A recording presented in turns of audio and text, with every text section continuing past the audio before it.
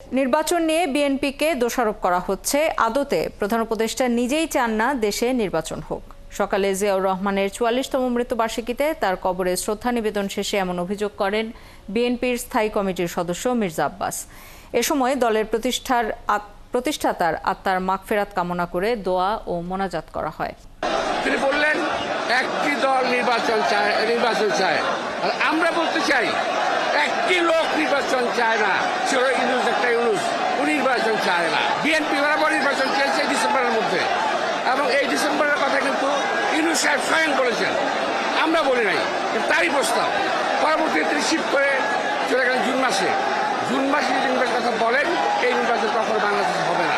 সুতরাং নির্বাচন যদি করতে হয় ডিসেম্বরের মধ্যে করতে হবে, আর নির্বাচন করতে না হয় করতে না চান সেটা ইউনুস সাহেবের দায়িত্ব, আমার দায়িত্ব নয়।